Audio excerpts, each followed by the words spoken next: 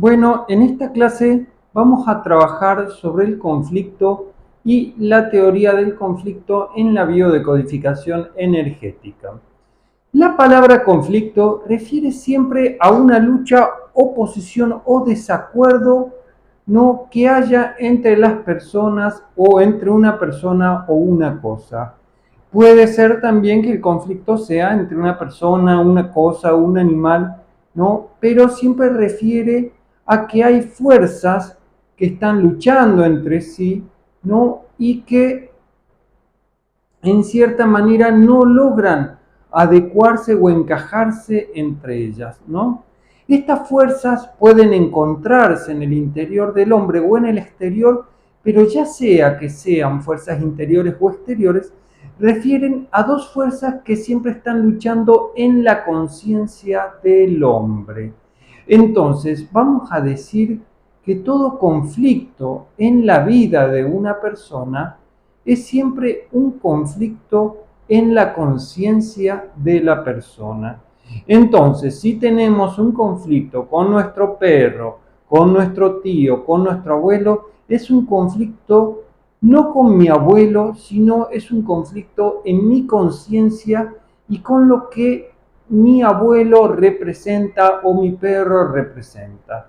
Entonces, si me despiden del trabajo y yo no tengo un conflicto frente a esa situación, en realidad no es con el despido con el que tengo el conflicto, sino es con una cuestión interior mía, con un deseo, con un pensamiento. Generalmente esas fuerzas de la conciencia que se expresan en el exterior del hombre, por lo general siempre refieren a cuestiones que están en el interior de la persona, ¿no? Entonces, esto implica que cada persona, ya sea un ser o una cosa, que entra en la vida del sujeto, también está en su conciencia. Todo conflicto exterior refiere a una pugna o lucha que se encuentra en el interior del hombre. Eso tienen que entenderlo y tienen que grabarlo en su cabeza, porque a la hora de que trabajemos la parte práctica, bueno, nosotros ahora estamos viendo la parte teórica, conjuntamente también se están grabando las clases prácticas, ¿no? Bueno, en estas clases teóricas ustedes tendrán que tomar la mayor cantidad de conceptos o de ideas para que después las podamos llevar a la práctica. La idea siempre de todo trabajo teórico y conceptual es que nos sirva como andamiaje, como sostén para que nosotros podamos ir a la práctica y podamos enfrentar el problema con la mayor cantidad de herramientas posibles. Eso es la intención de este curso, para que ustedes puedan enfrentar su trabajo, ya sea alguno de ustedes que se dedica a trabajar con pacientes o en su vida. La biodecodificación energética tiene una muy amplia gama de trabajo, ¿no? Ya sea en el ámbito individual, ya sea en el ámbito social, ¿no? Constantemente el entender cómo funciona la energía, cómo funciona la conciencia, nos lleva a pararnos y a posicionarnos de otra manera frente a la realidad. Por eso nosotros estudiamos la conciencia. Y siempre que nosotros vayamos a trabajar con personas, tenemos que entender que nosotros le podremos brindar a esa persona lo que nosotros tenemos en nuestro interior. O sea, que más allá de que nosotros podamos brindar un conocimiento teórico o podamos ayudar a una persona de la manera en que queramos ayudar, en cierta manera lo que nosotros tengamos adentro va a ser lo que va a ayudar, va a atraer y va a curar a las personas, ¿sí? Entonces, la conciencia, cuando una persona trabaja en su propia conciencia, al mismo tiempo está trabajando en la conciencia de las demás personas, está ayudando en la construcción, en el aprendizaje y en el crecimiento de las personas que están alrededor, o ya sea de los pacientes, o de las personas que nos toca o que se acercan a nuestra vida, ¿sí? Deben entender que a mayor conciencia de ustedes, al mismo tiempo también serán de mayor conciencia las personas que se acercarán a la vida de ustedes. Eso les implicará a la hora de la vida cada vez menos conflictos, porque podríamos decir como regla general que a menor conciencia, mayor conflicto con el mundo externo, ¿sí? Bueno, pero sigamos trabajando con esta situación. Tenemos que decir que cada persona, entonces, cada ser o cada cosa en nuestra realidad representan las fuerzas internas en nuestra conciencia que luchan, que coexisten, que se conectan, que se relacionan, ¿no? Pero que están en nuestro interior. Eso dejó muy patente la psicología y el psicoanálisis, ¿no? Y sobre todo la lingüística con el estudio de los significantes, ¿no? Y el psicoanálisis que viene a plantear que las personas en cierta manera son significantes, o sea, no es la persona en sí lo que me afecta, sino lo que esa persona representa para mí.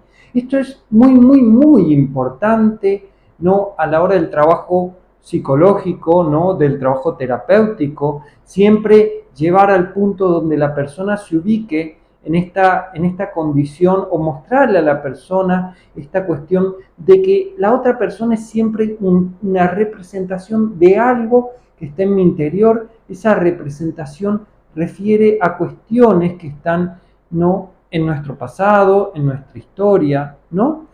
Entonces decimos que algo siempre aparece primero en la conciencia del sujeto y luego no pasa a su realidad física, a sus relaciones, no a su mundo, no, pero algo primero tiene que estar en la conciencia.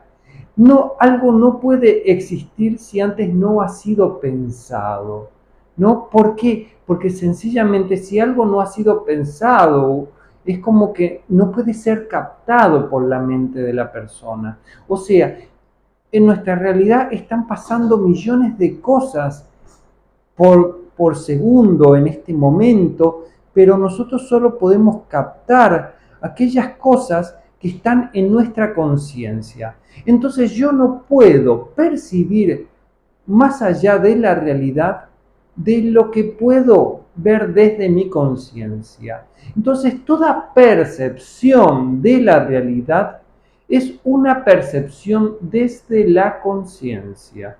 Entonces, primero vemos la conciencia y después vemos cómo esa conciencia percibe, cómo esa conciencia recuerda, ¿no? Cómo esa conciencia trabaja en sí, ¿no?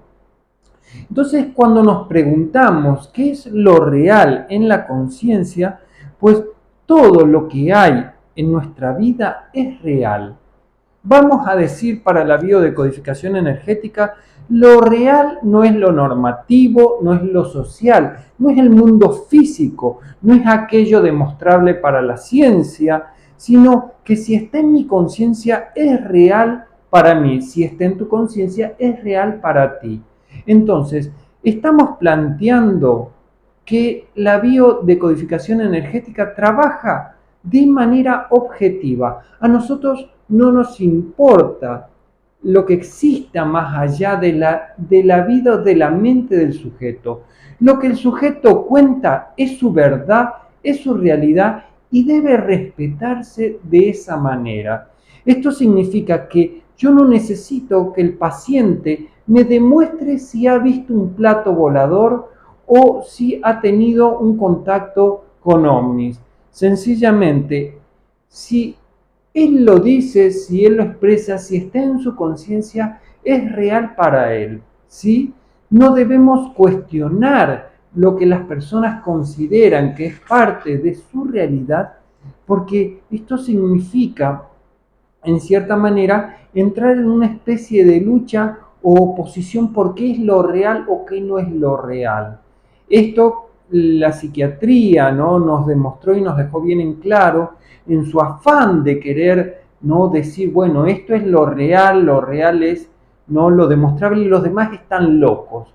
Bueno, hay que cuestionar un poquito este concepto de locura, ¿no? Y sobre todo en la historia, porque tal vez estos locos, ¿no?, o estas personas nos están tal vez mostrando algo que nosotros en nuestra conciencia, que está normativizada, ¿no? Que está determinada desde este mundo social, desde lo que es correcto o incorrecto, ¿no?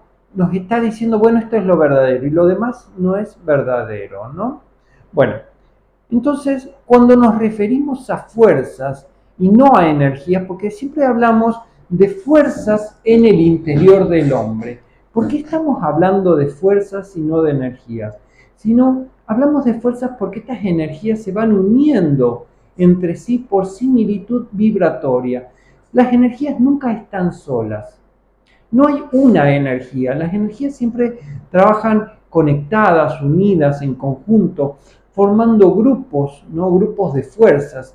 Estas fuerzas no refieren en sí a posiciones dentro del plano dimensional del sujeto y no a estructuras fijas o dadas.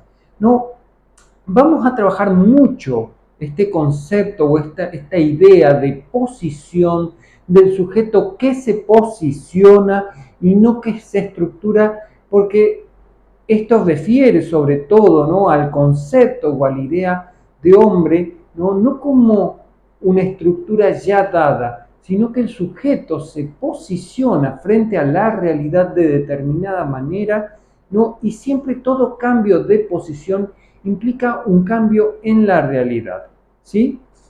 Bueno, vamos a plantear que existen diferentes dimensiones del conflicto, ¿no? Vamos a hablar de una dimensión positiva del conflicto, ¿no?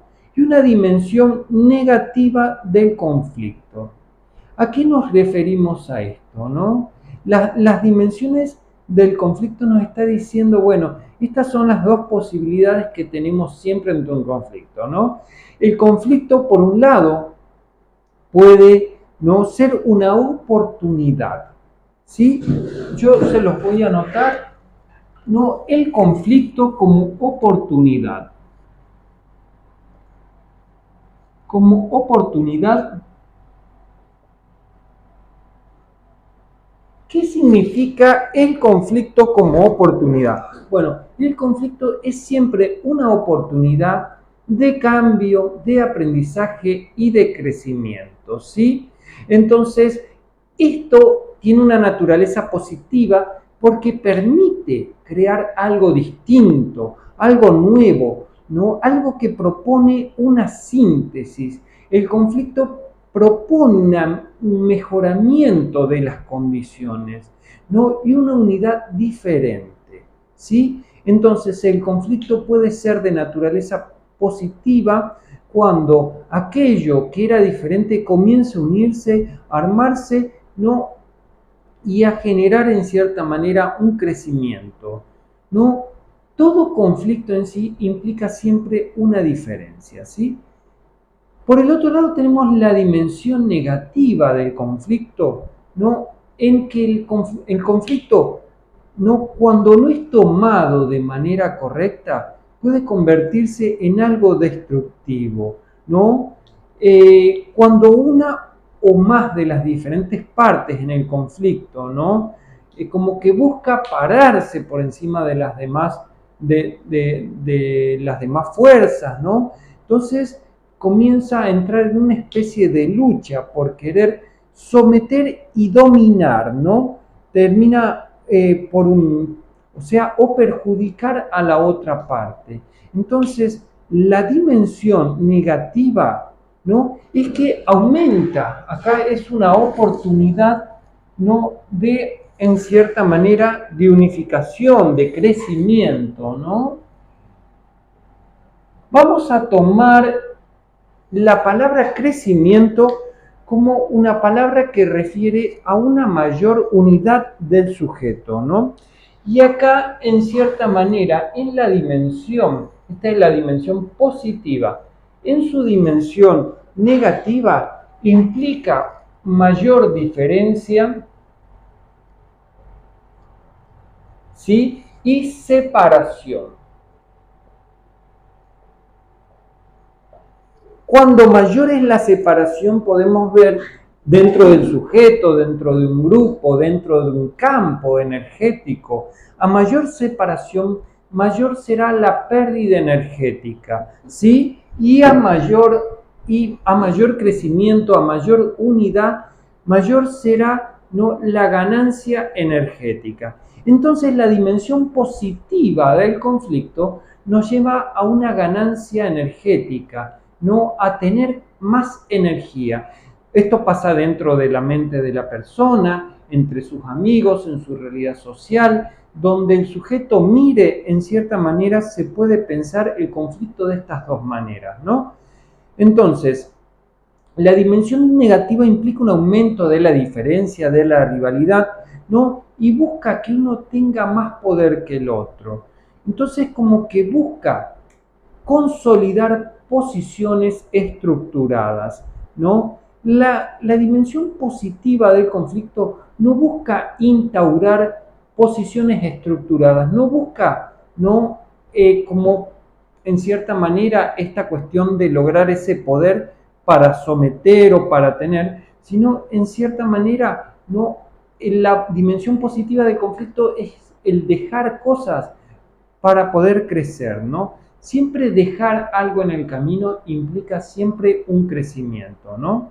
Entonces en la dimensión negativa se llega a no aprender y a no crecer. ¿No? Lleva siempre a no crecer. La búsqueda de poder lleva entonces a un aumento de las diferencias y a un forzamiento, ¿no?, y una cristalización de las relaciones.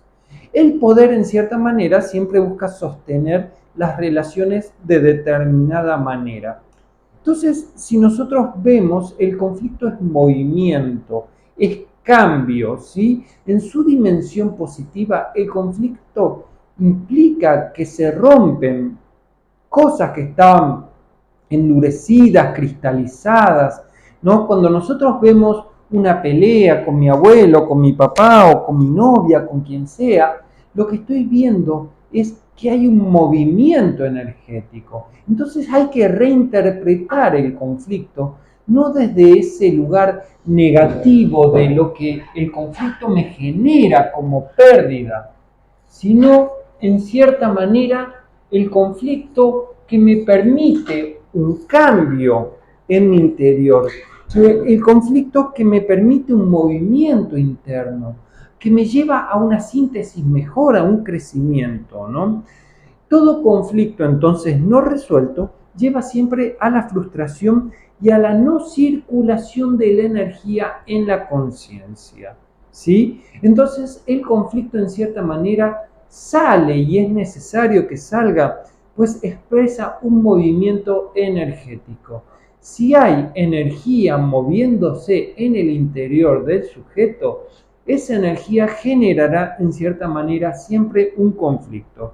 Entonces, cuando en cierta manera el conflicto no resuelto lleva a la frustración, esta hace que la energía no circule por la conciencia, la vida termina como detenida, como la que la persona no se da cuenta, pero nada está pasando en su vida, ¿no? Todo se está moviendo como muy lentamente.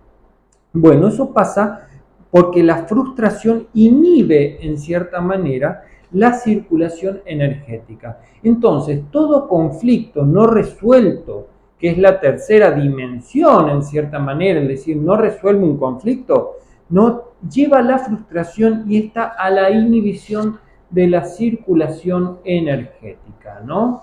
Bueno, entonces siempre que hablamos de energía en la conciencia de la persona, ¿no?, estamos hablando de posiciones en un campo de energía, ¿no? Entonces nosotros siempre es como que nos paramos desde un lugar o desde otro lugar en nuestra realidad, de acuerdo a lo que creemos, pensamos, sentimos y hasta a partir de nuestras conveniencias, ¿no? Entonces, estas posiciones no son estructuras fijas, sino que son posiciones relativas a la conformación del campo energético. Entonces, si cambia, y escuchen bien, si cambia ¿no? El campo energético a nuestro alrededor, si cambia nuestra realidad energética, esto lleva inevitablemente a un cambio en la posición del sujeto. Esto es muy importante, ¿no?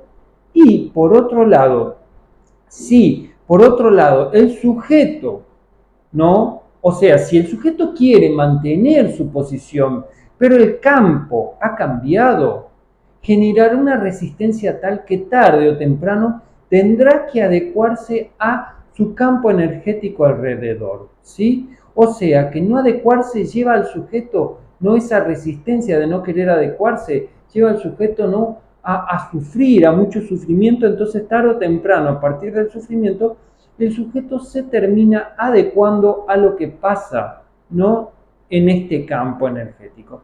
Y por el otro lado, presten atención, si cambia la posición del sujeto en el campo, esto lleva inevitablemente a un cambio en la posición del campo. O sea, nuestro campo energético cambia. ¿Qué significa? A ver, de manera práctica, si por ejemplo, mi familia es un campo energético, un campo de relaciones energéticas.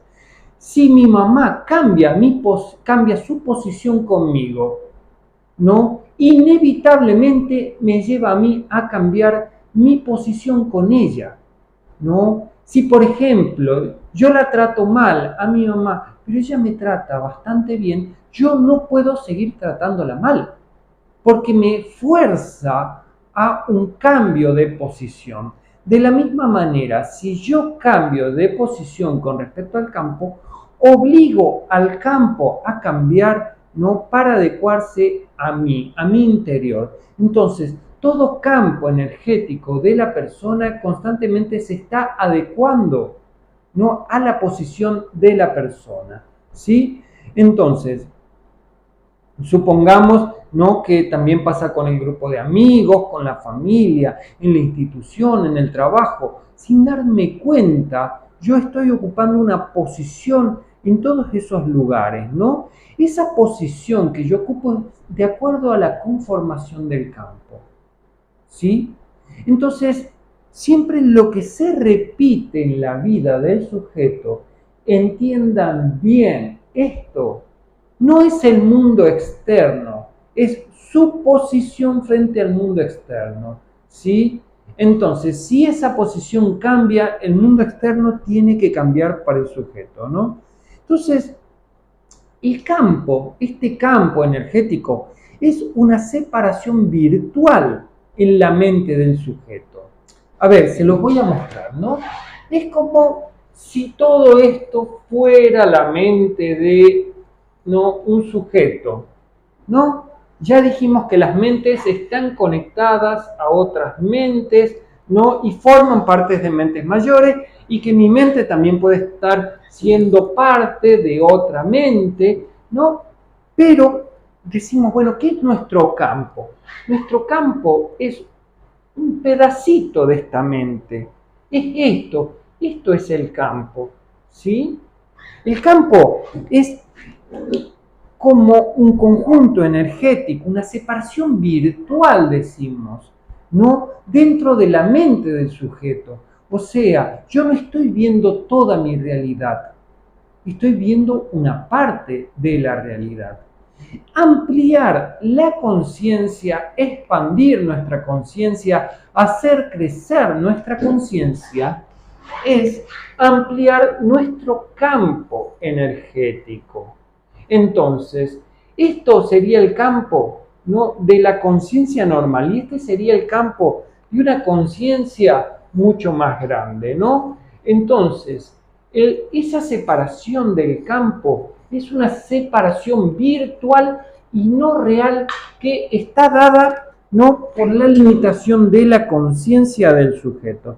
El sujeto solo puede percibir de la mente como totalidad de relaciones, la mente como totalidad de elementos, ¿no? Solo puede percibir lo que está de acuerdo a ese campo, ¿no? Determinado por la conciencia.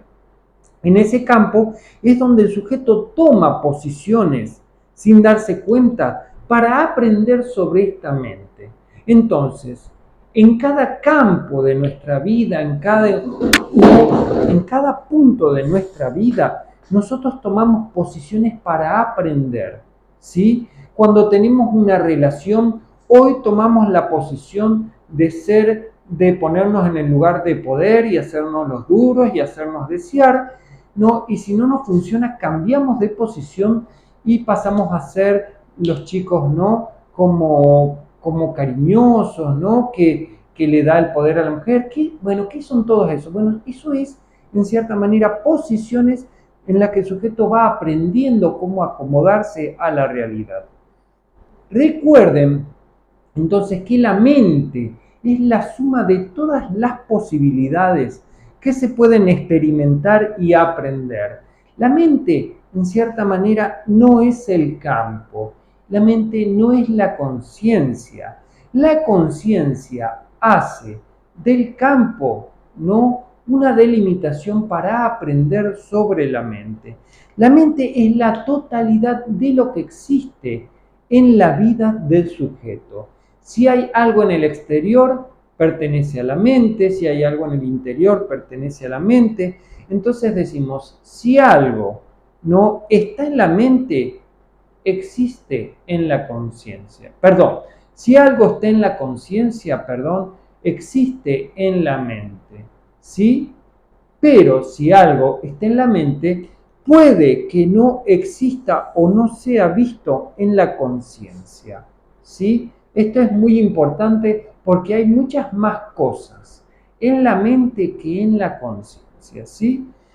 El conflicto de la vida de la persona refiere siempre a un movimiento en su conciencia, y si no hay conflicto en la vida de la persona, significa en cierta manera que no hay movimiento en la vida de esta persona, ¿sí?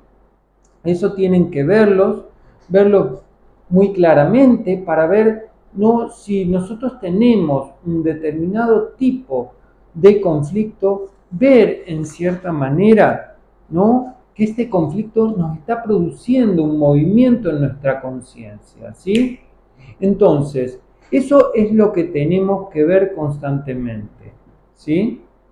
Entonces, vamos a ver un poquito los diferentes tipos de conflicto, ¿no?, que nos darán el grado de aprendizaje y expansión de la conciencia, ¿no? O si quieren, bueno, lo dejamos, hacemos un pequeño corte y vamos para la parte 2, ¿sí?